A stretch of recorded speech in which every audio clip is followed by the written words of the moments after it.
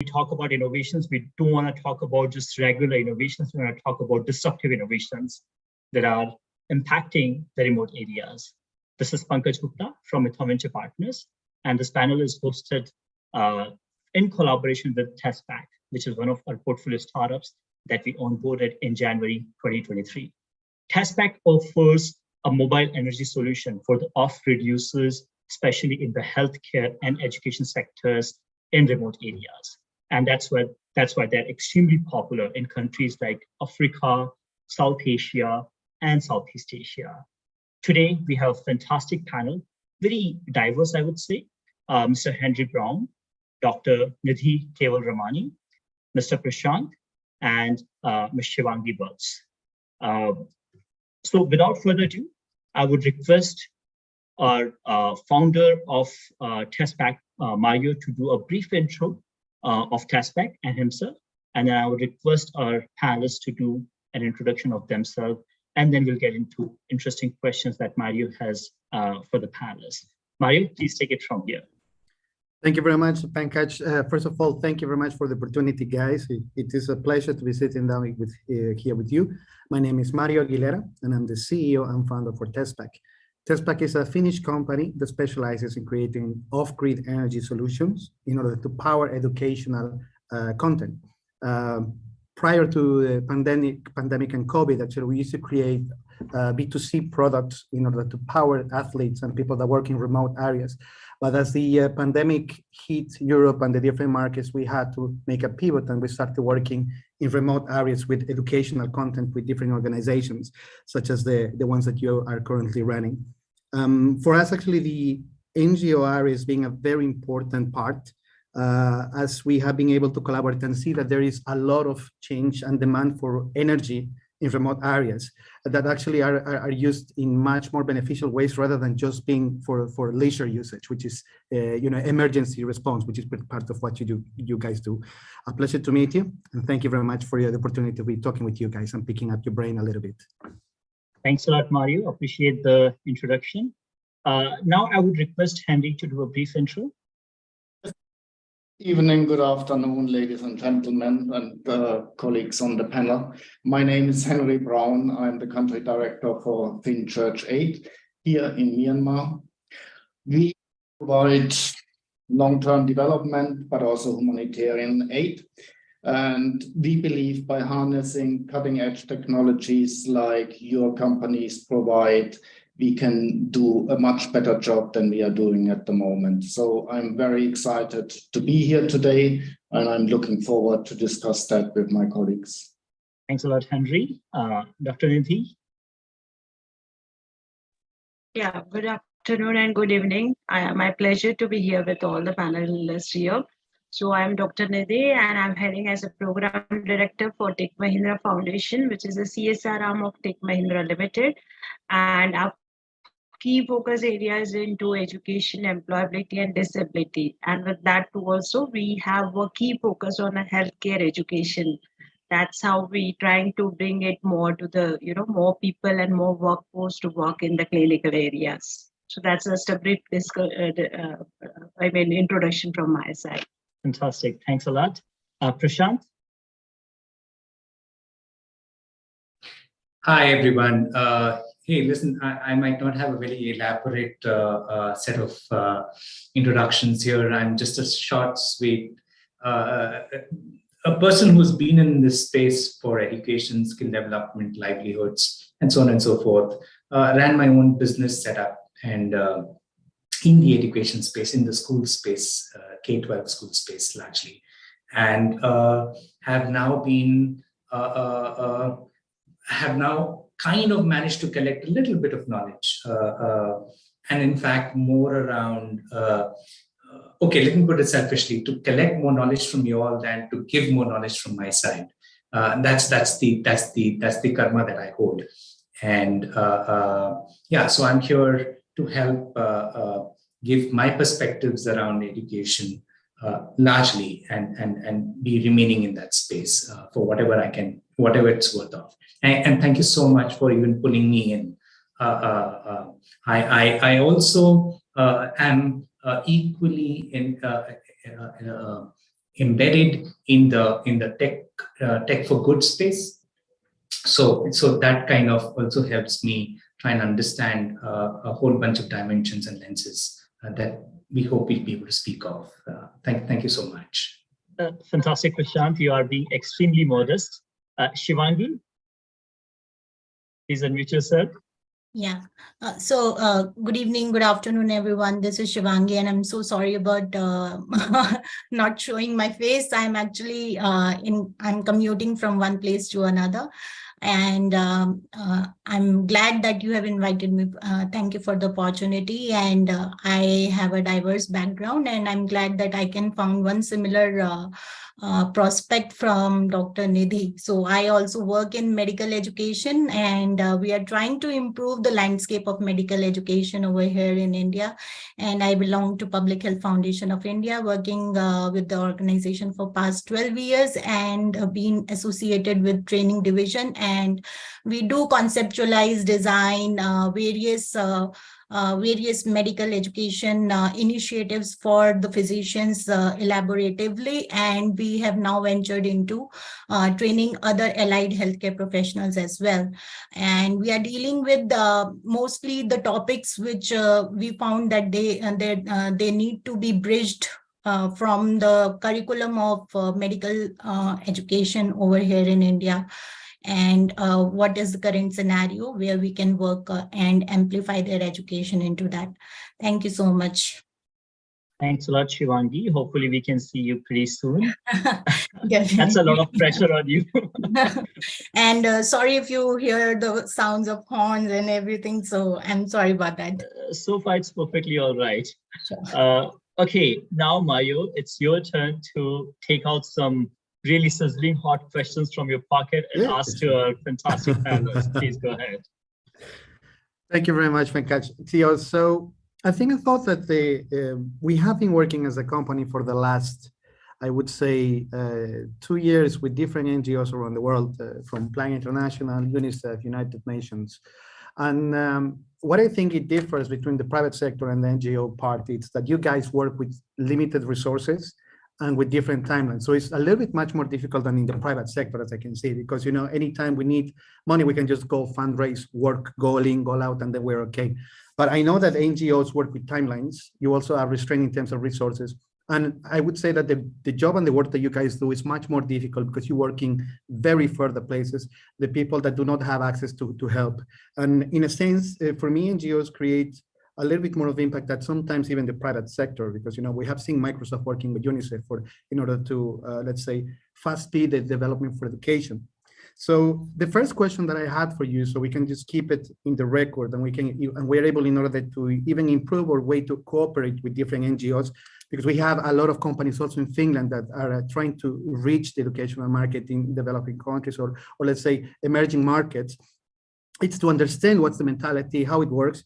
And one of the first questions that we have is to understand the customer, the people we collaborate with. And for example, the first question I have is, what are the most painful challenges that nonprofit leaders are concerned about? And considering you guys are the head of many organizations and you work on senior management level, we would like to hear that from your perspective. We'll probably start with Henry. Please go ahead. Challenges, we have a number of them.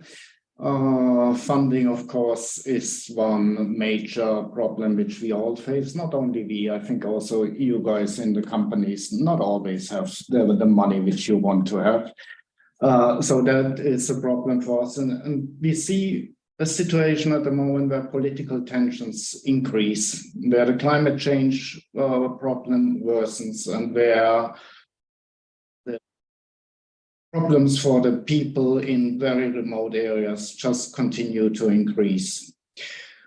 We see that the technology is advancing rapidly, and that's, on the one side, it is fantastic and it's exciting to see, but it also will mean that we need to find a way how the space, the fastness, the speed of the development can be come together with our ability to learn.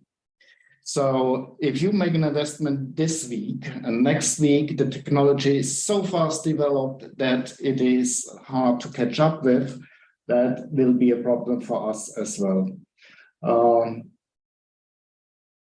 Adapting to the changes in the world, shifting demographics, urbanization, aging societies, these are factors we are battling with, addressing the widening inequality, who has access to services, jobs, and education. That will continue to be a problem. Non-profit leaders, we are tasked with finding ways to bridge this divide. And it is very challenging at the moment, especially with those tensions and climate change being worsening at the moment. Makes sense. Makes sense. So I understand, for example, in Church 8, you're 100% an organization that is focused on helping.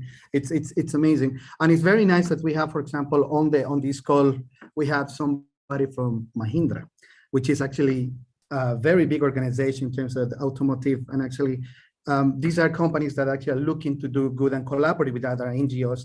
And I would like to hear from her side. I'm actually needy. What is it, the features, or let's say the characteristics in terms of budgeting, or let's say companies that you would like to collaborate in order to cause good, because you say that you focus also on education, and you have Henry also that's from another NGO. Could you take on that perspective? Because you guys have the funding, and actually your Mahindra is one of the biggest companies in the world that actually has resources. How do you see fitting corporate together with normal NGOs? So, here, a lot of things, Mario, which is there, when we have the funding, but when at the same time, we are very mindful about where it is spent and how it is spent. So, what exactly, it's not that the solutions are not there. Solutions are there, but what we see, there are generally 5 challenges which we face across. First is definitely the accessibility. All the solutions may not be accessible to the remote location. The second thing is awareness. Even people are not aware about what are the solutions and how it could be implemented.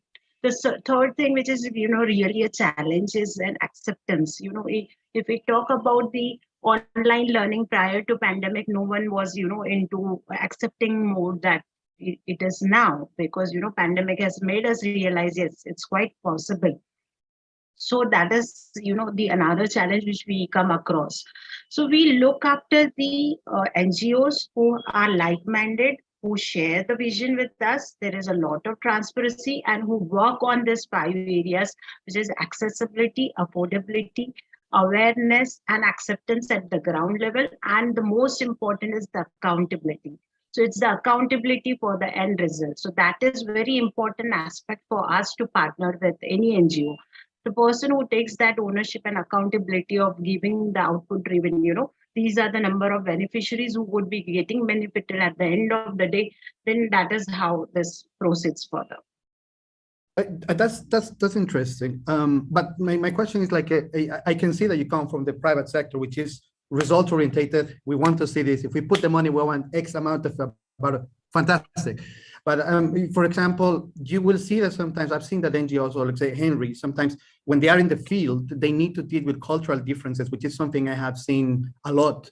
Because the younger generation wants to get the latest technology. They want to, but the older generation, or the most, how would I say this, the most culturally, let's say, conservative society of the culture sometimes is the one that is not letting them go through. So I think it's something in order to take into account when we ask for results, because actually we have been in that perspective, because yes, we're mediating with NGOs, but at the same time we deal with our investors, and of course our investors are asking for results, whereas the let's say the NGOs are having certain ceilings sometimes in order to deliver things, and yet they're fighting in order to bring. But that's actually a really good point, all about results. I get it. Now, the next question I have actually from the Prashant Foundation, because they work with education and training, it's what problems have you seen in this area, and taking into account what Henry and Nidhi has commented when there is funding and what is the different problems they are facing. what do you take from that perspective, and how you have been trying to mitigate those problems in your organization? So listen, let me just address that first question and then try and take it up from there, and then kind of take it into the sequence.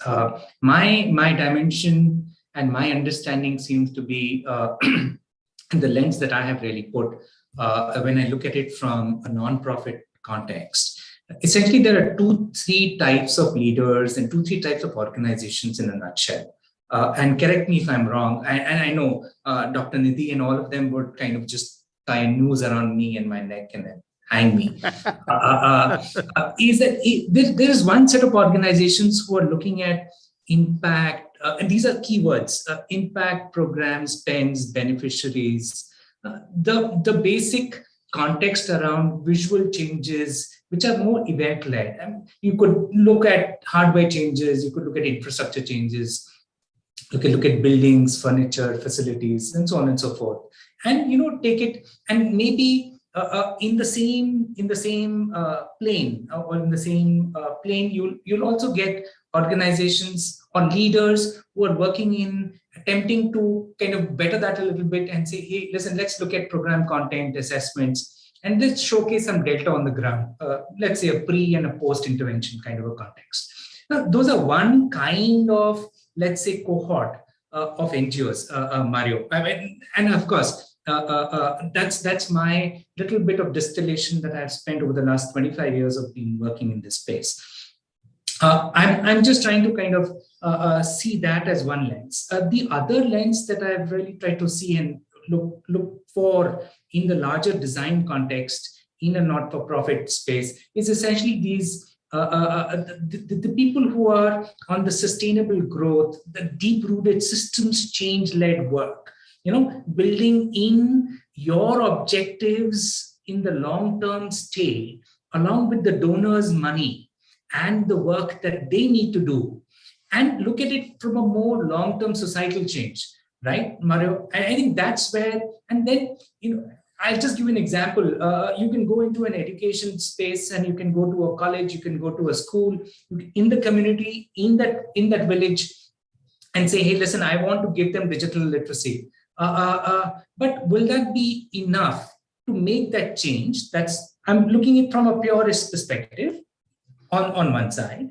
And I'm saying, hey, listen, I turn my back, and will that knowledge stay? Will that teaching learning happen in the way it ought to be? And on top of which, so am I then therefore looking at an organization which is looking from a systems change context, from a systems design thinking context, and is looking at, let's say, extending that on to administrator, the leadership, the teachers, the policy, the governance, the service standards, and the standardizations. I mean, all of those are completely one other spectrum, as I can call it, in my experience. So I think, and therefore, how the organization sets up is basically, and all the challenges that they face are basically the root cause comes from that philosophy, that value that they hold on to. Does that make meaning to you, Mario? And of course, yes, it does. There's a lot to take, I think, from that. I mean, from a realistic perspective. Yes, it does. But I don't know what, let's say, Shivangi Vats from the Director of Public Health Foundation of India has to add. She has any comments on that point, or many points that you have said, actually. Yeah, Mario. So I echo the same sentiments what Prashant has said, because I've been working for quite so long with these training programs. See, these programs, I mean, being the NGO, so we are also approaching a lot of funders, donors for the fundraising.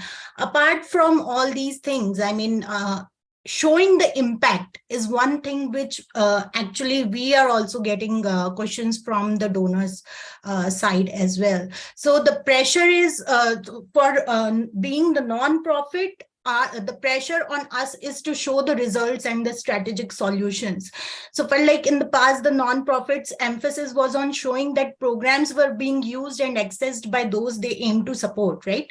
But now largely because there is less to go around, the pressure has shifted. So they must demonstrate that it's a social impact objectives that that needs to be achieved, which can be a much more complex calculation. So we need to think in these terms. And also, I think one of the biggest challenges is the constantly changing government regulations and the tax reforms, because this is one of the more common concern both inside and outside the non-profit world. I think these are the certain challenges that we are facing. And apart from this, there's a challenge to attract and retain the right talent over the other sectors. This is also one of the major challenge. I agree with that. I mean, one of the things that we have seen, per se, in the NGO area from our perspective is that we have met a lot of capable people, extremely talented. But sometimes most of the people that want to work in the NGO area of that is people who has a different set of mentality. It's not only about the money. It's people who want to create impact, as you mentioned, and yes, attracts the right kind of people. But sometimes, you know, everybody has to pay bills, and you know, everybody knows that in the corporate area you can get sometimes better paid, and we understand that.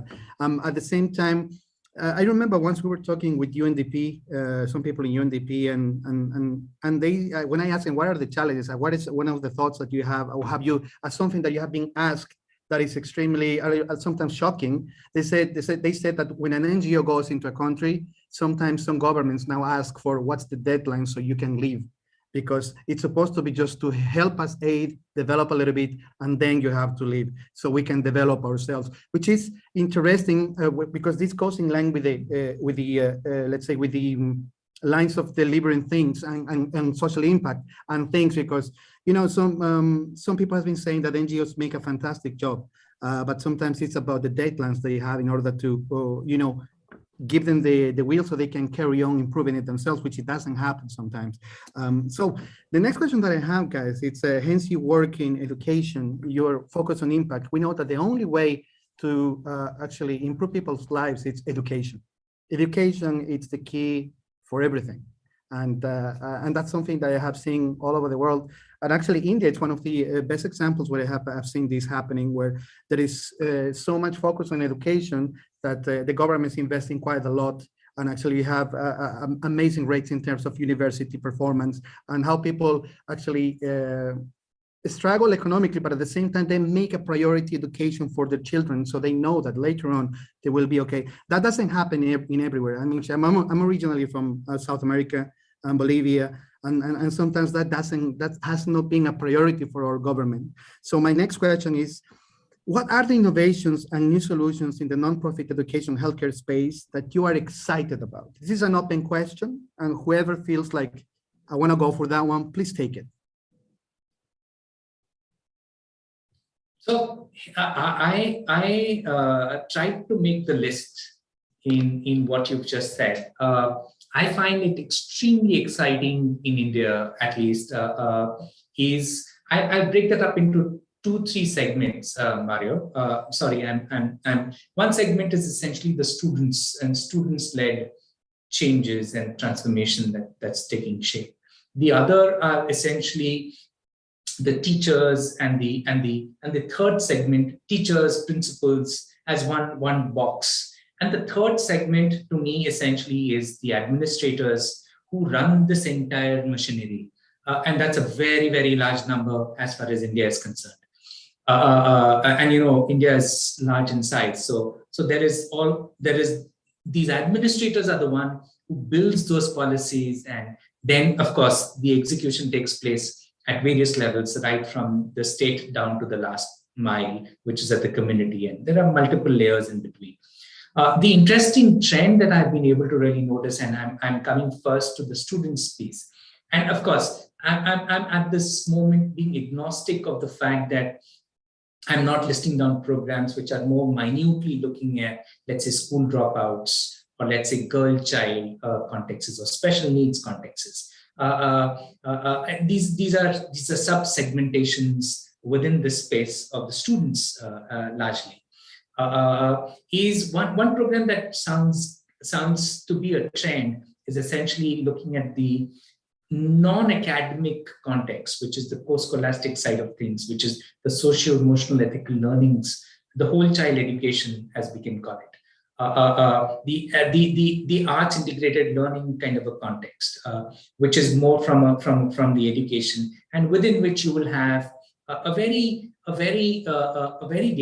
dedicated programs around arts, music, theater, sports, physical education, and so on and so forth.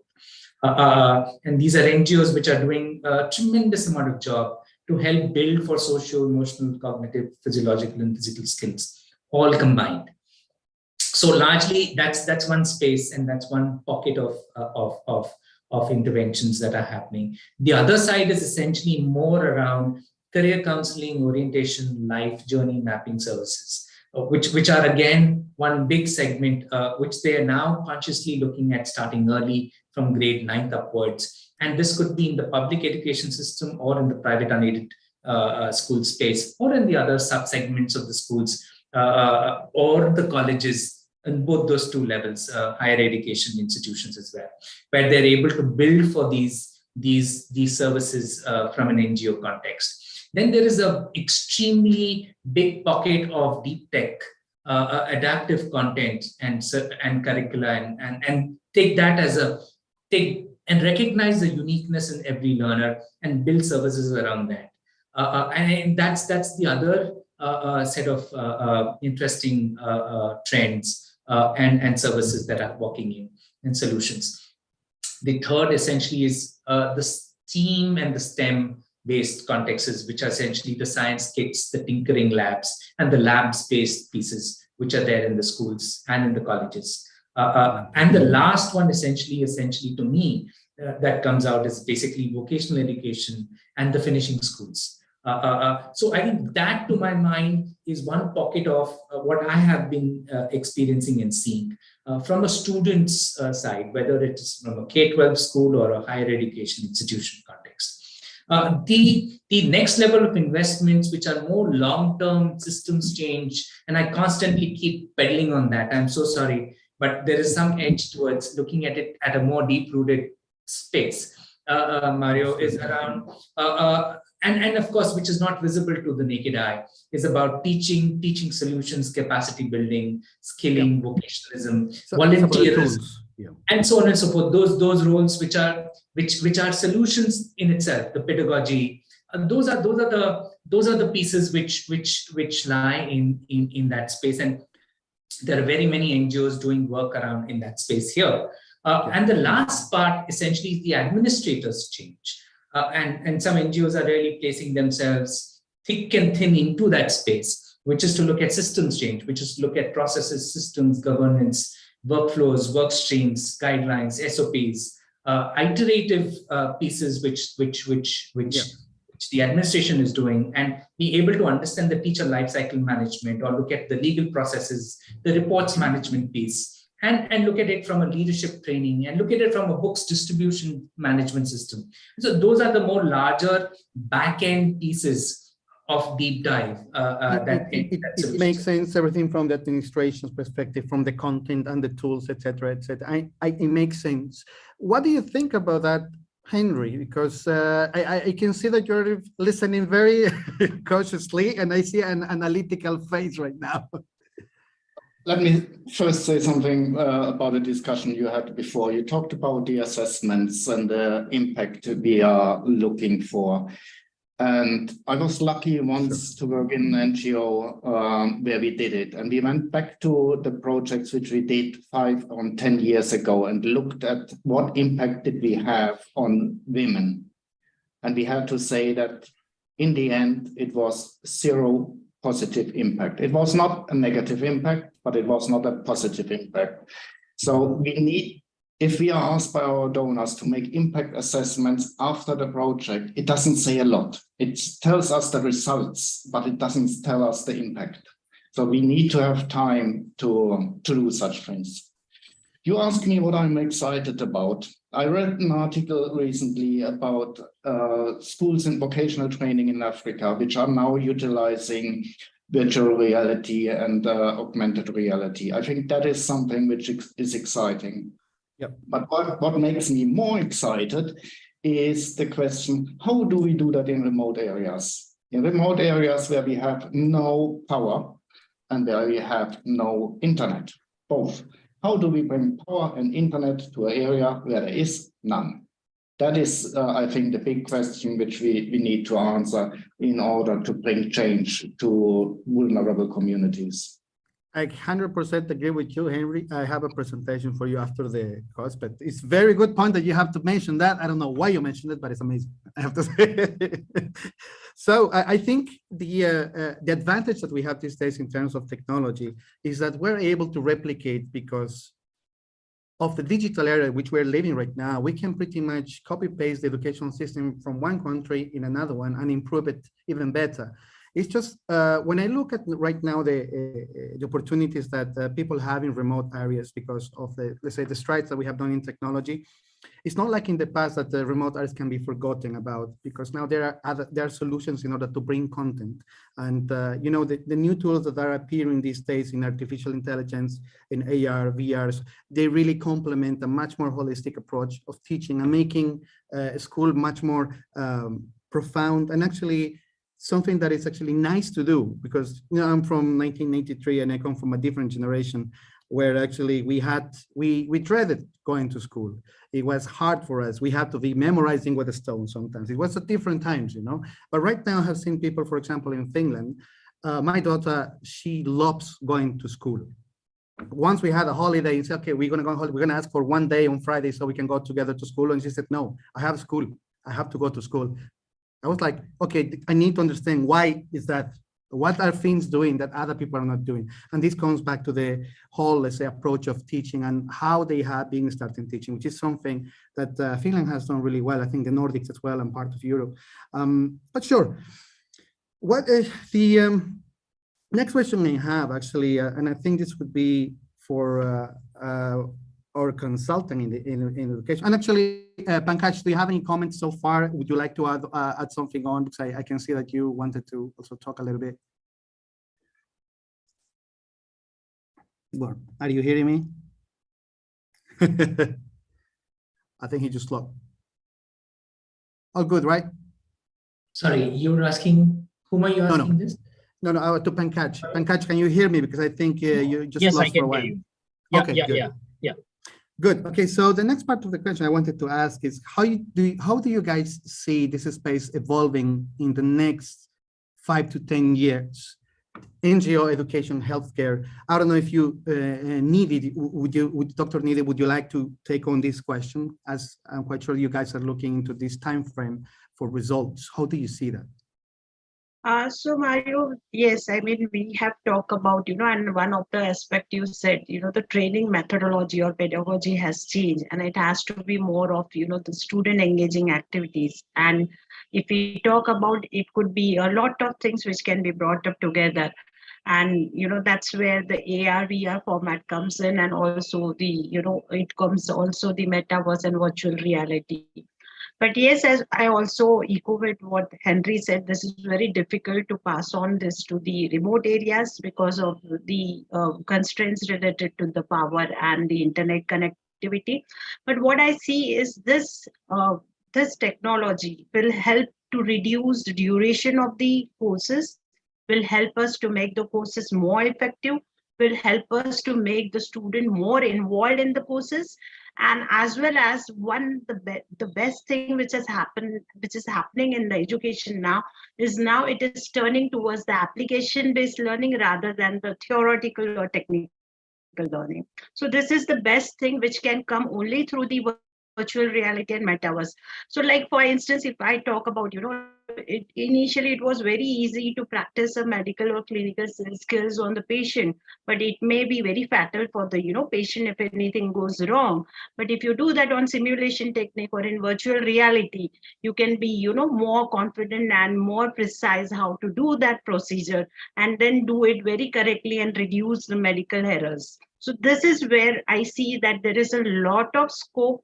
And of course, we talk about question, talk about, it has to be along with the SEAL learning, financial literacy, digital literacy, and the technical component. So as as an organization, we would look like, the education should not end only at the education. There should be a usage of what you are learning, and that should transform into your employment or livelihood going ahead.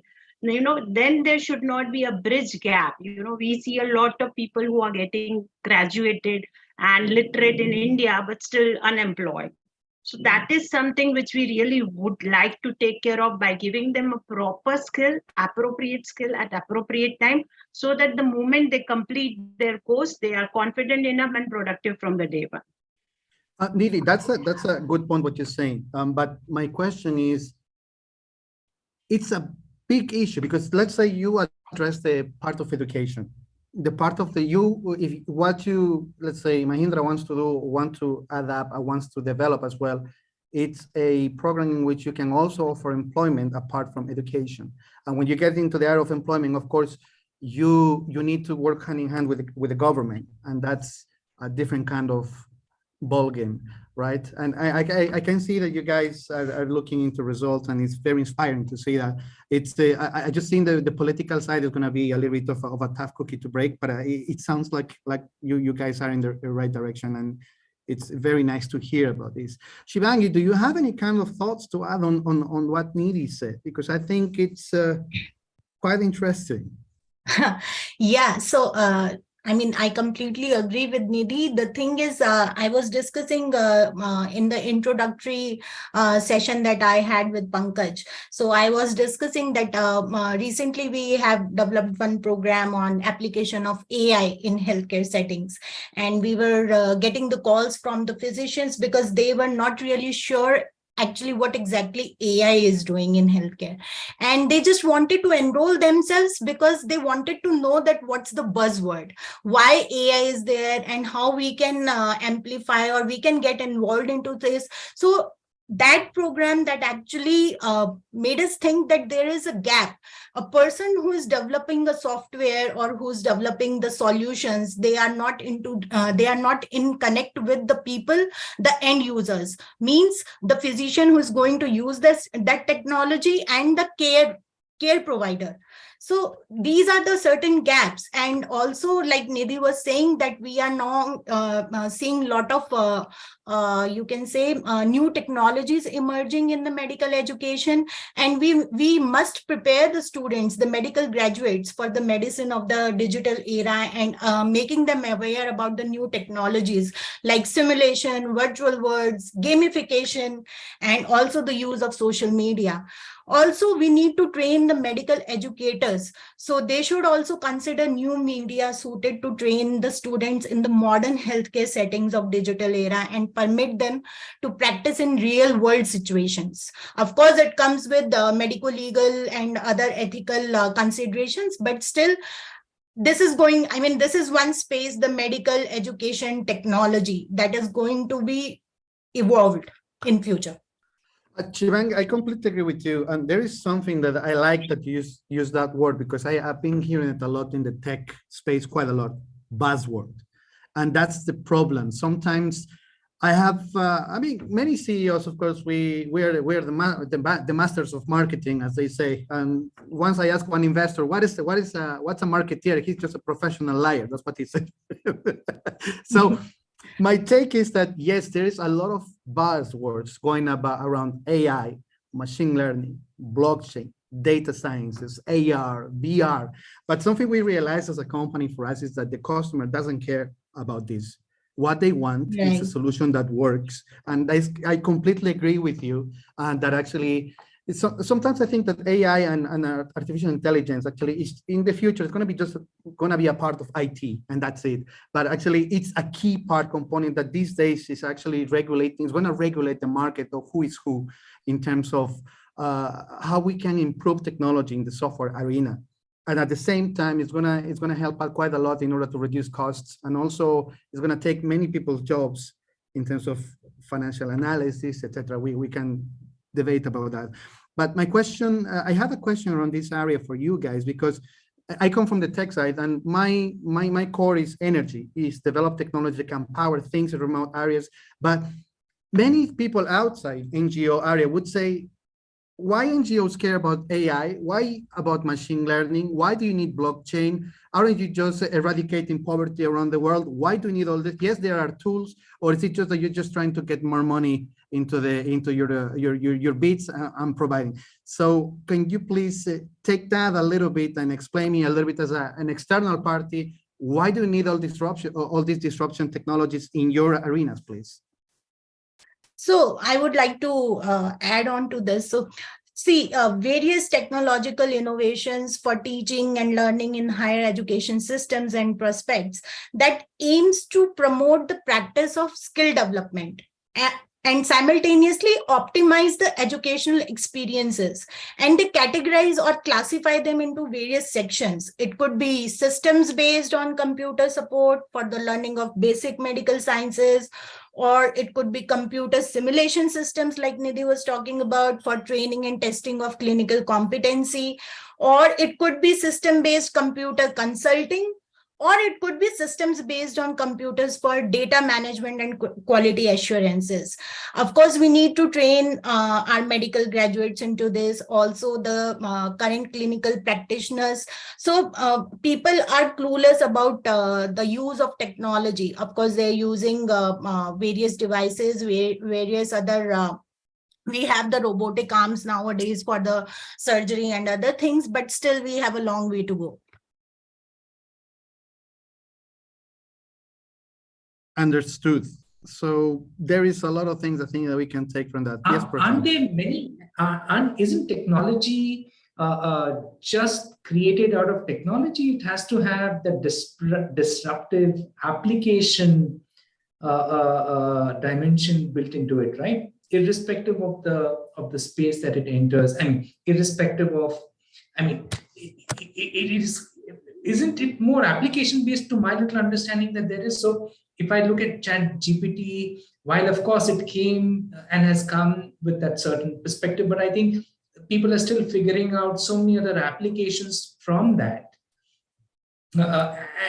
Isn't that how it takes shape, or is it just created out of a thin air? This is technology. I mean, I'm sure there must be some end use cases, business cases, and of course within that, layering on this marketing piece of what you just said, Mario, which is early adopters. I mean, which we all learn, right? We've learned this in our lives.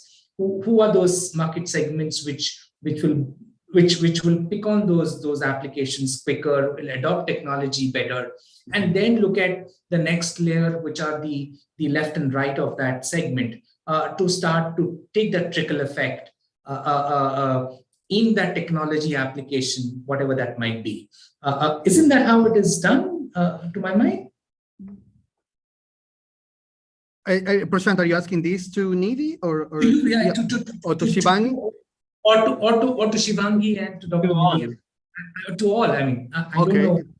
Because technology to me doesn't seem to be just working in isolation. It has to have the end goal is where the application. I mean, I've seen examples of technology where and this is through AR or VR, where you've seen the photograph of a fridge full with ingredients, and you ask a question, and it'll give you recipes. I don't get me wrong. I didn't want to start an argument whether we need or not artificial intelligence for now. For example, if you wanna, I would say, for certain point, ChatGPT right now would be an amazing example to use if you wanted to use medical services in a remote area where there are no doctors. ChatGPT would be an amazing kind of solution that could help out a little bit. But I am sure that Shivangi and Nidhi, they have another thoughts on that. No, Mario, if I have to answer your question, in spite of this, why would we like to adopt this technology? And, in our setup or an NGO setup, there are 2 or 3 reasons for it that, one is definitely the scalability. Technology will help us to scalable in shorter duration of the time. The second is consistency. You know, it is very difficult to bring the consistency. See, we work, I mean, as an organization, we are working in 18 locations. And you know, to have the same consistency across all the location is very easy if it is with the help of the technology. So the second thing is the consistency, and third thing is the continuity, the same quality, the same impact. These are the three major reasons, you know, we should adopt the technology in any sector, whether it's an education, healthcare, or even the health education. So, and that's the reason, you know, we are trying to adapt this and, you know, make this impact more scalable, you know, in a shorter duration of the time. I understand. It makes sense. Of course, with technology, you are able to cut costs. That's clear. We understand it. I have a question for Henry, because you are guys into the, let's say, needs the money part of her projects, and they have the resources in order to make it happen. But Henry, let's say you work with donors and stuff. Let's say you have this technology. What could be the biggest hurdles or problems that you have in adoption of innovative solutions within your space? When you talk about all this technology that's you know, coming to the market right now, even in the private sector, which is new. Of course, we have the whole questions of regulations in the country, what can be imported and what cannot be imported, and then the fear of using this new technology.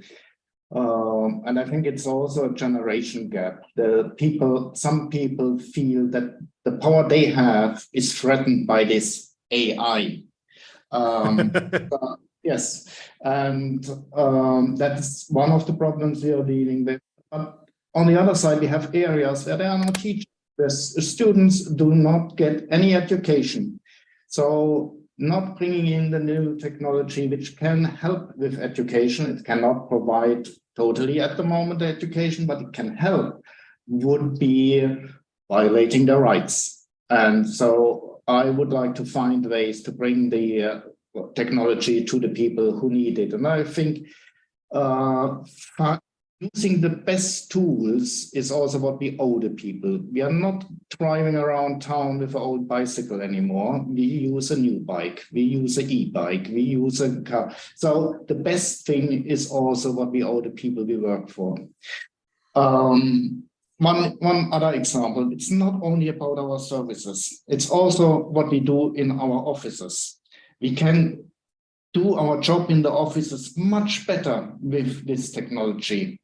We have started, and ChatGPT was just mentioned, we have started to introduce it to our staff.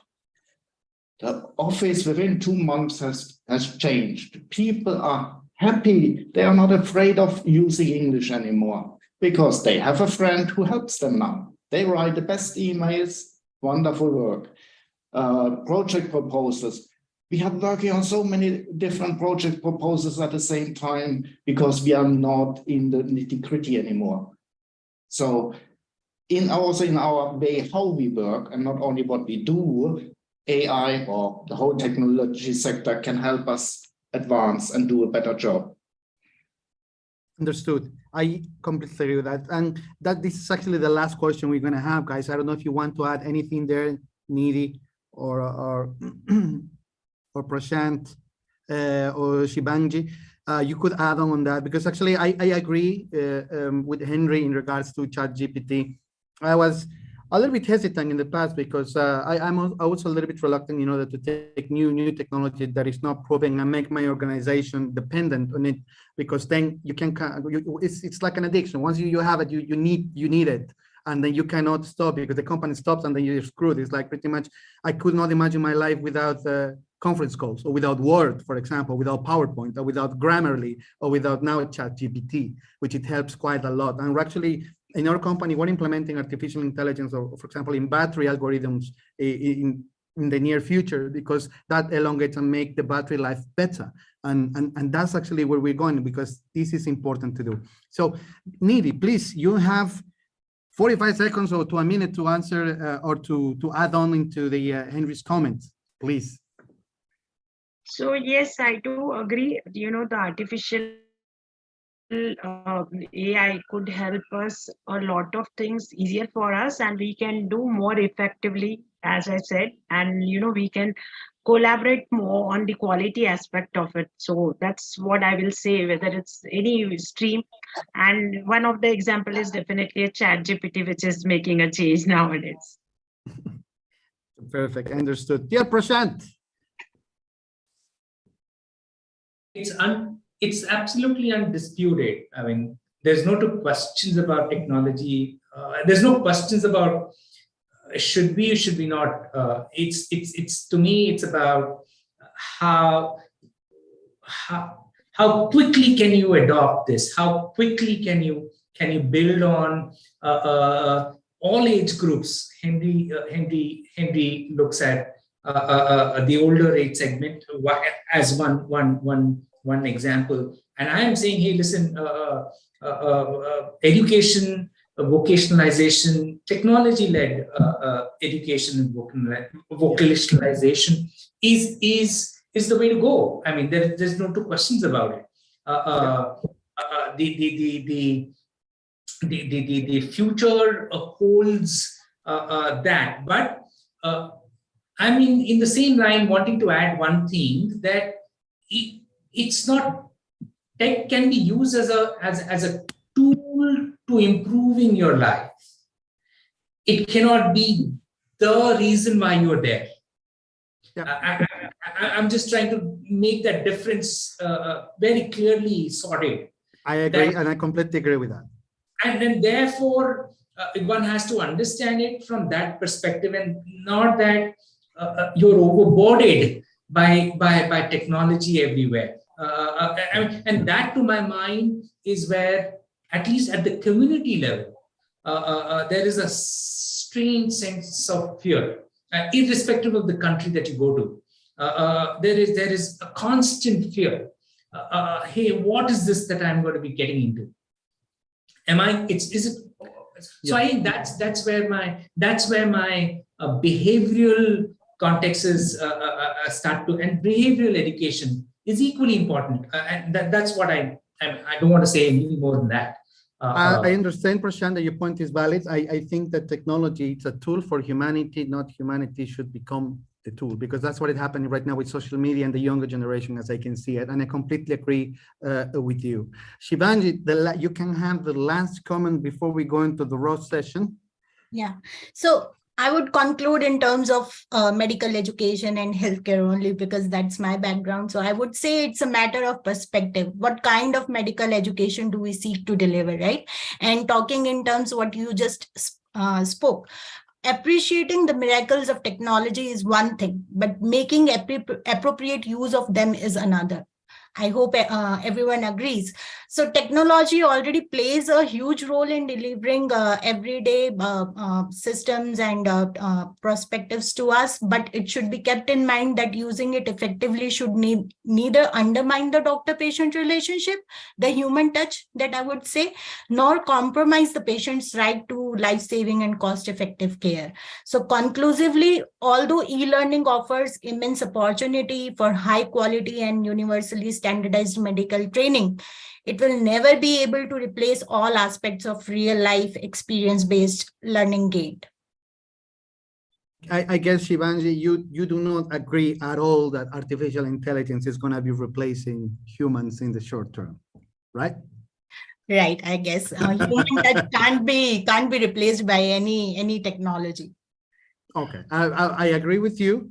But at some point, I hope that artificial intelligence is going to help us how to reduce cost on software developers and lawyers. Believe me. Hope so. Thank you very much. I think from this moment, actually, thank you very much for your insight, guys. It's actually very refreshing to hear directly the information from the organizations actually that we have been serving, and to understand your perspectives in terms of technology and what you think it's a priority. And it's nice to hear actually that in terms of artificial intelligence or the new tech, you are on the edge and you want to implement it, and you're very receptive of new technologies, because in our experience, corporate companies usually are a little bit hesitant in order to onboard new tech. And actually, funnily enough, right now it's the opposite. I think NGOs are becoming more innovative, which is actually quite good. Pankaj, the floor is yours. That is a fantastic conversation that we just had. And obviously, when you are running low on the resources, running low on the budget. You have to do things, deliver things with some measurable results. You have to bring all kind of tech that you can utilize to bring those results, right? So really fantastic conversation. I definitely loved it. Now it's time to change or turn the tables. Now, Mario will be presenting a bit more about what they are doing at Tespack, the solution, the competitive landscape, the technology and things of that nature. And I would request our panelists to roast Mario by asking some really brutal and direct questions and providing feedback. Because again, the idea is to learn from the experts. So here we go. Go ahead, Mario. So sure, just let me put my screen in presentation slide mode. There you, thank you very much. So as a company, where we have developed actually is in the private sector, is we used to do off-grid energy solutions for climbers, people that used to, climb Kilimanjaro, et cetera, et cetera. But as we started moving, we saw the pandemic, we started collaborating with an organization that's called Plan International. And they told us that they had a lot of issues in order to educate people in remote areas. And hence our knowledge about power electronics is quite strong in terms of batteries. We created a SSMS system, we call it, which is the first smart solar media system to power education. So as a company, I already told you that we're a company that develops mobile energy solutions for off-grid users, and we combine hardware and software in order to provide security and safety to people that work in remote areas. I'm quite sure that you know what happened with the Norwegian Refugee Council. And then when you work as an NGO, you work in remote areas, there is a lot of insecurities that you can have if you work in Africa or in Southeast Asia. You have terrorist groups such as Boko Haram and many others such as that operate in remote areas, which is one of the reasons how we have also implemented our solutions into this education. What is the main issue in remote areas? It's extremely simple, and I don't have to explain you. It's this. First of all, you are not able to provide an up-to-date education concept because you don't have the energy, you don't have the infrastructure. The places where you are operating is places where there is not even grid. So that's where we come as a solution. And at the same time, now that nowadays, all of the education has gone audiovisual in order to make it interesting and more complete, it becomes a challenge if you want to teach children and maintain their engagement in terms of, showcasing videos. Books, it was the past. Nowadays, it's pretty much all about software and about videos and about music and about interaction with the student in order to have an immersive experience. But you cannot have this in remote areas. So if you wanted to have a full digital edtech classroom around in remote areas, you would invest around, let's say, 70,000 to 80,000 euros or dollars if you want to have a school with projectors, with the seats, with the screen, everything that you see here on the left. And the other solution that you have is that you have to wait for a long time in order to implement it because you need a lot of permits. But the other solution is something that our company has developed, and we are testing at this very moment with Plan International, UNICEF, and many other organizations that we have collaborated to develop it together, which is the Smart Solar Media System. It's a one solution in one, which is a backpack system with the modular batteries, power banks in the system that's able to upload content, digital audio content, whether it can be videos, PowerPoint presentations, pictures, books, audiobooks, and in this system is able to connect to your laptop, or you can play itself from the system to project content in remote areas. You can recharge it from solar. You can carry it with yourself. And something that we're very proud of as a company is that we have a patent pending system that allows you to take the batteries and the system into a commercial air freight, which means you don't have to wait anymore 1 to 2 months for things to arrive in a container because it has batteries. With this system, you're able to just put it in your bag, pick up a Ryanair 70 euros or $70 flight, and just arrive on location and start teaching immediately. This is the system that we have developed from scratch, and it has been proven and being used at this very moment in remote areas around Africa. With this system, you're able to turn any space room into a fully equipped classroom, and you can provide access to digital education with audiovisual technology.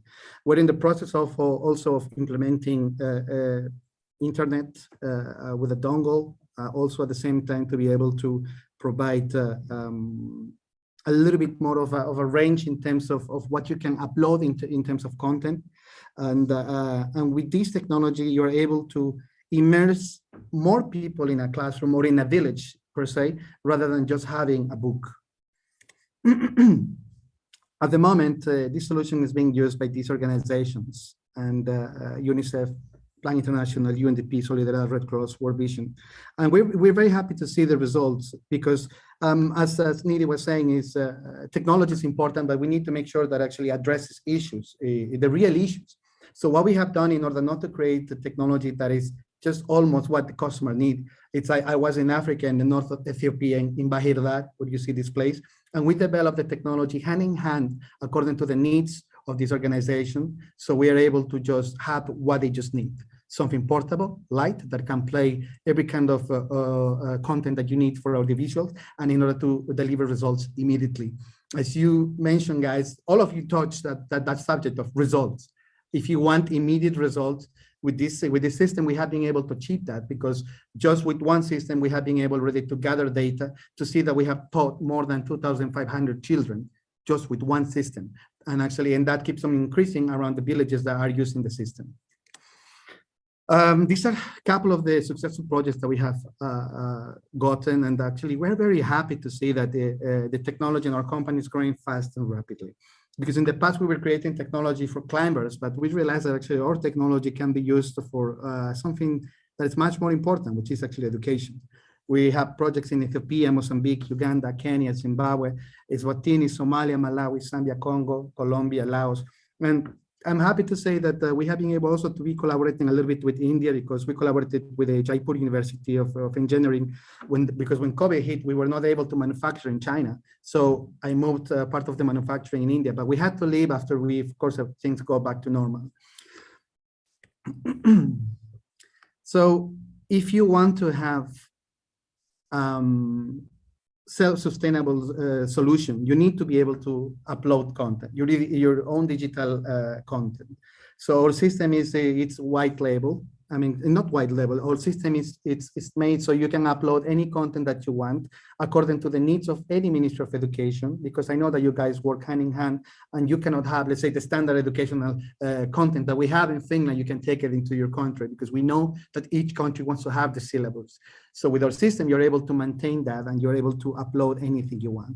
This is a case study we have done with ASEAN and UNICEF in Congo and Laos, where children actually have been able to actually outperform other children from other schools that have only books in remote areas. And the most beautiful thing about this is that when you ask any children around this area, in these sectors, what is it that you want to do when you're old? Around 20% of them have said, I want to make this machine, being an engineer. Where in the past, they wouldn't even know about this, which is something that actually really moved a little bit our hearts in the team. You can organize workshops, training, and capacity building sessions, as you can see with this. In the past, if you have just only a book, you would not be able to cover 150 kids in one room, and also be able to educate women in remote areas where actually in the past, there would not be enough books, because, you know, they prioritize sometimes educational content and books according to gender. With this, everyone can access this directly. We have also been working with refugee settlements where children can actually have a leisure time, because the problem that it happens is that when you're in a refugee camp, also for some reason this has changed, things are tense. But at the same time, we believe that things shouldn't change for a child. You can be having a very miserable time as an adult, but I think we owe it to children to give them a good time no matter what. So with this system, we have been able also in certain refugee camps to make, of course, apart from educational concepts and actually schools or digital schools, also to have engagement activities such as movie nights, which is actually something nice and interesting. These are the benefits of the system. You can have up to 16 hours of broadcasting time, which is almost 2 weeks if you use it 2 hours a day. You can also use the power banks systematically just to charge your electronic devices. And at the same time, because you charge it from solar, you can reduce the CO2 on your projects. And so, of course, the system has software, so you are able to download, let's say, your SDGs. How beautiful is that, when you use a product, you have already your reports done for you. So the system, this is a little bit of the specifications. It has projector integrated, 80 watt foldable panel, and everything is portable. You don't need anything. If you want to charge faster, you can put another solar panel and you have 160 watts, which is something new. So this is the project that we have developed. And if you have any questions, actually, after I show you the video of how this works, one thing is to see the presentation, but what I wanted to do also today is show you a little bit of the product of how it works. Actually, from the call here, our engineer Antu is going to join the call and share his video, so I can show it to you. Are you connected? Yeah, Okay. that. Okay, just share it, and then I'm going to be turned on. Meanwhile, Anto actually gets this ready. Are you ready? Any questions before Anto starts the presentation? Pankaj, I just have one question here, Mario or Pankaj. I just want to understand, you said, we can upload the content on this. So is there any limitation of the data which can be uploaded? And that is one question which I have here. And the second, also, you said one system was there where you will provide an access to the digital learning. So is there also a provision of giving us a report, how many times it has been accessed, what is the duration or something related to that? Okay, I love the question. You can mute it just a little bit until you turn it on. Mute the microphone. In terms of content, you can upload up to, let's say, 80 gigabytes, depending on the SD card that you're using for the projector. But at the same time, you can connect your laptop directly into the system, so you don't have limits in regards to what you want to broadcast through the projector. But if you want to play directly from the system, you just put the SD card, and then you can play anything you want up to 80 gigabytes. If you want to increase the memory on the system, we can do that. Right now, we're in a project with Microsoft for Microsoft Learning Passport, where they need more gigabytes to keep the system in remote areas, and then people can download the content. We can do that as well, and we're looking into it. In terms of software, yes, you're able to download the energy usage, how long it has been used, and at the same time, because we have been operating in South America and Africa, we know sometimes that the batteries are stolen or they disappear. The advantage of our system is that the systems lock itself. If you steal one power bank, it would lock itself and it will not work. If you want to activate it, you need to put it into the system, so actually it can unlock it. So what I will do is, are you connected to the video? Can you broadcast and share your screen, please? What I'm going to do is right now, I'm going to show you the system from the phone of Antu. Can you see? Yeah.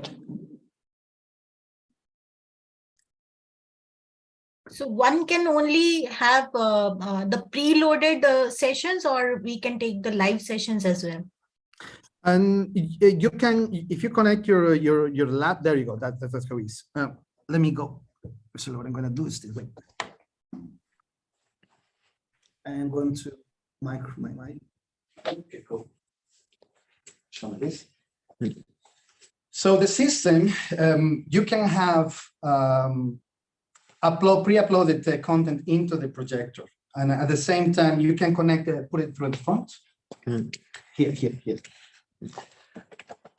Through the front, you can also connect your HDMI to the computer, so you can broadcast directly from the projector into the system.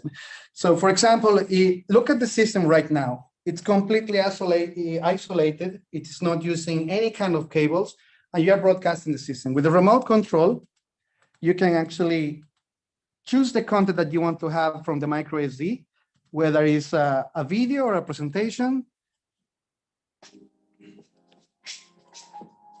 Sure.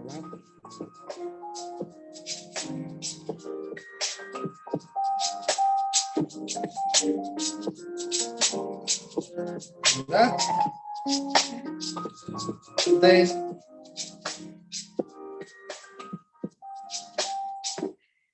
And then here, if you do it, come to the front. It has a built-in Bluetooth speakers.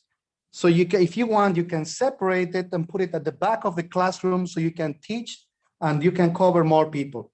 The system has modular battery systems, power banks, that you're able to use with the system or separately. So you can charge your phone or you can charge your laptop, and you can travel freely if you need it if you needed to take it into different flights.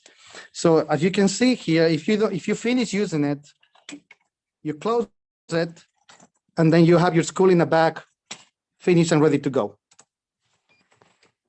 Now let me go again. There you go, I'm back. You can mute the microphone. So yes, so we have created this tech in hand with organizations that need education in remote areas.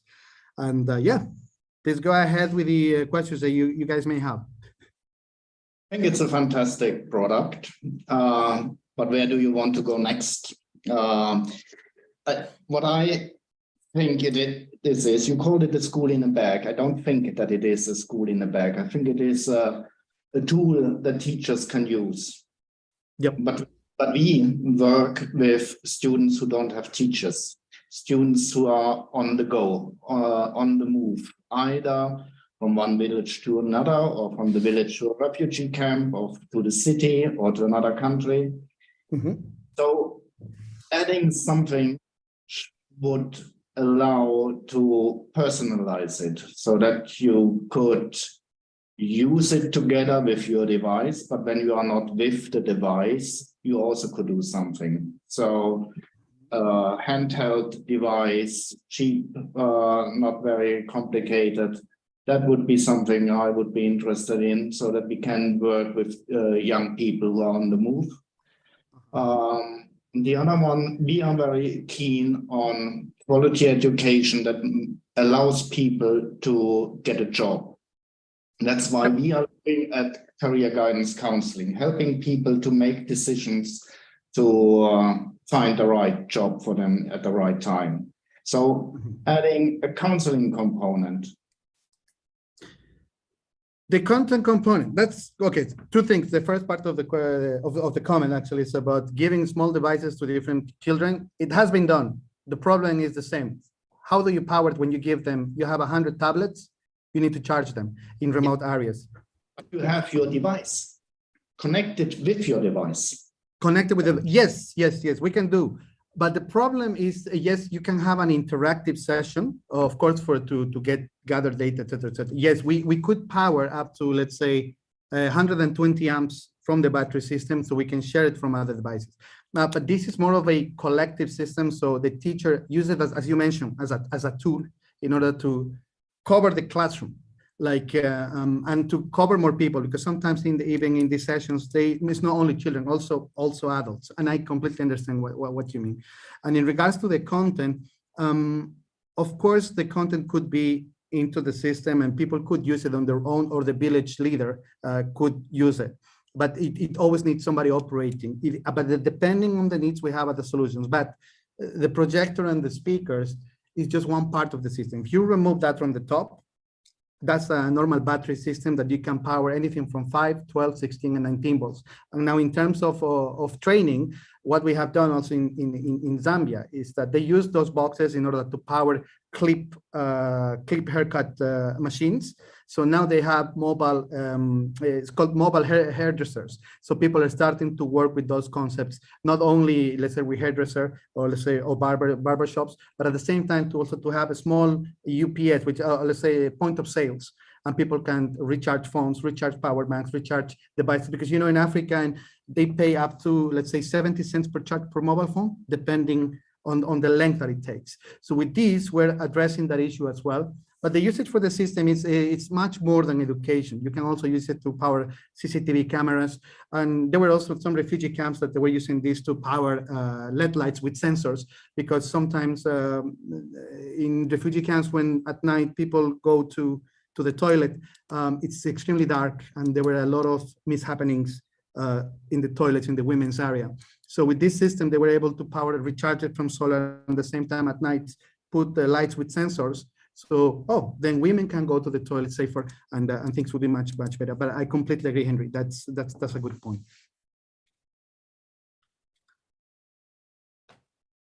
Sure, Grill, you have more questions? More questions? So, hey, Mario, help me eat just one question. How long is the life on one charge? Okay, so you, with the 6 power banks that you have, you would have around 13 to 15 hours of playtime. One go, non-stop. If you divide that into 2 hours, it's As quite a many long videos time. as you want to play. Yeah. It's just like a normal battery system that's modular, and you can Oh. use it as So much as as many possible. videos you want to play. So the Oh, yeah, content yeah. type will not determine the number of hours of play. No, if you put the what it determines the usage of the system, it's the how much volume you put on the speakers and how much brightness you use on the projector. That's it. Correct. And the maximum that you can get, the minimum is like 13 hours in one go. If you divide that into 2-hour sessions per day, you can have up to 1 week and a half, almost 2 weeks, depending on your project. So you will charge it for the next day. I presume you'll find some charge point where you'll be able to kind of recharge all the batteries at one time. Yeah, I would so presume so. yes, we have 2 concepts right now. One is where they take these to a school in remote areas, and they have 6 power banks in one system being used, and then during the day you have another 6 that are being charged. So then whenever you have to use it, you just, because we have kind of the same fuel concept of swapping batteries that are empty for the full ones. So you can keep playing all the time if you want to. Correct. I get the picture. Hey, so this is, of course, this solution seems to be one to all, one to many kind of space in that space, not really a one-to-one. And of course, this is an off-grid, as what you rightly said. But are there any other, within education, are there any other applications that you've thought of from your Africa experiences? Oh, there is, for example, Bank International has been using it not for only, let's say, children's education. They have it using also for collecting data. So they take the systems around the different parts of the country, collecting data, and at the same time for training. So, for example, in the past, they had to bring people from the village to the city so they can provide the training, but now it's much easier to go with the system and provide the training to the village. So they cover much more ground, it's much cheaper, reduces cost of fuel, CO2 emissions, SDGs, et cetera, et cetera. And one question is that for wherever there is equipment and wherever there is even a thought of an asset of some kind, there is what we call a service component. How do you take care of that? That's a fantastic question. So how do you take care of the projector getting kaput or of the plug of the projector tubes? I don't know. There must be some technology which goes off. So that's the speaker does not work. Then what do you do? That's actually the main differentiator that we have as a company. We have developed this hand in hand with the organization that uses it. So in previous systems that actually NGOs would buy, if they broke, the warranty was done, then it was done. We have developed this system so you can fix it yourself. So if the main PCB breaks, the only thing you have to do is open the back, replace the whole lock, connect the cables that are not difficult to connect, and then it will play again. Power banks, that's another point which is quite big for us. The software platform can count how many cycles you do in the battery, because then you can recycle it. You see how much you have use of the energy, and at the same time, you're able to reuse it in different projects at the same time. If something breaks, of course, you have the warranty, but at the same time, you're able to replace it yourself. Everything is modular from the even the projector. Yes, you can take even out the projector lenses. Yes. The projector is nothing to do with us. It's a projector on its own from ViewSonic. It's one of the best projectors in the market. But if it breaks, of course, if it's within the warranty limit, I mean, you can just get exchanged. But if it's mishandling, of course, it's a normal thing. They can fix it, but then you have to pay for that. But other than that, everything else is easy to maintain. So Mario, I just have one suggestion over here. What I'm understanding, I mean, here, I mean, it would be better. Does it really require a projector screen? If there is no projector screen, can we just, put it on a wall and work it out? Or how is it? Give me the white screen, please. So the system comes with a portable white screen. So you can hang it. And not only that, it comes, of course, with can have the solar panel. It has the foldable solar panel. So everything is folded into the bag. So you can just go somewhere and start teaching immediately. That's the whole idea. So for example, this is 80 watts and it's monocrystalline cells. that can just recharge immediately the system without any kind of technical knowledge. So something we have realized is this is the 8th version. Imagine this is the 8th version of the system, where we had to think really carefully about the user interface and the usability, taking into account that different levels of education people in projects will use it. Because something we realized on the ground, this is something that not many corporates people know, is that if you work on the ground with different NGOs, some people are not going to tell you that they don't know how to use it, because sometimes they think that their job is at risk. They feel embarrassed about telling you that actually they don't know how to use it, et cetera, et cetera. So we had to work hand in hand with these people in order to make sure that the system can be used by a 5-6-year-old kid. So you don't need any training to use it, which was the key part of the project as well. Mm-hmm. And I mean, all the projectors are compatible to it, because I'm looking at both the aspect of it. One where, you know, already the projects are installed, and one where you don't have the accessibility to the projectors. Yeah. So it is compatible to all the projectors? Not all projectors, because what we try to do is, as a company, is to provide the best experience. If you're gonna buy one of those, let's say, cheap projectors, if you have a lot of people and you have a lot of light, you will not be able to see it. Right now, this has one of the maximum ANSI lumens in the projector market. So it has 500 ANSI lumens, and something you need to take into account is that this is a mobile system. So the quality that you have in here is pretty much almost the same quality that you would have in an office. So we wanted to give that experience, because if you have a projector that is not that good, instead of helping, it damages a lot because it makes people sleepy. So that's why we had to reiterate and get good projectors with good ANSI lumens. Thank you. My pleasure. Mario, I have one question for you. So I've seen a similar kind of setup over here in India. So to train the community healthcare workers, but that's very much, that's not cost effective. Also, we need that particular agency to come in and establish the whole setup. So this is something very mobile, right? So in terms of cost effectiveness, how would you evaluate the system, and what is the maintenance cost if someone wants to buy it in the remote areas? I love that question, because that was very straight. You know, do you know how good is our system? And actually, in terms of pricing, that I can tell it to you right now, is 3,200 euros. And why I'm so confident about talking about the price is because the alternatives right now are about 5,000, 6,000 euros with less battery capacity, less quality of projector, less, let's say, less easiness of handling. Because the problem is that, as you said, the company needs to come and set it up. We don't have to do that. What we only do this, for example, we have around 14 units that we're sending to UNICEF in Kuala Lumpur, I think, or somewhere in Malaysia. But we're sending 14 units, and they are actually, the only thing they have to see is the videos that are uploaded in the projector, and then they can use it themselves. There is no setup. That's the beauty of the system. And also the easy part of it is that you just can put it in your bag and start teaching, and then travel to the next place and carry on teaching. You don't have to wait for anything. That's the part of it. So. Right. The reason I was asking because of the manhandling, because a person, someone, the beginner, needs to understand the intricacies of this system also. So that's why I was asking. Thanks. Yeah. Maintenance, it's very easy.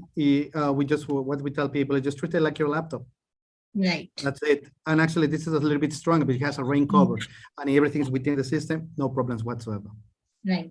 Thanks. My pleasure. Okay, so I see there was no brutal question, no roasting really. Our panelists have been extremely gentle. But yeah, if there are any questions from the audience, and I see that there are a bunch of people from the NGO, from the nonprofit space that have joined the session today. So if you have any questions, please feel free to ask Mario, or if you have any comment about the panel discussion, about the system, please jump in.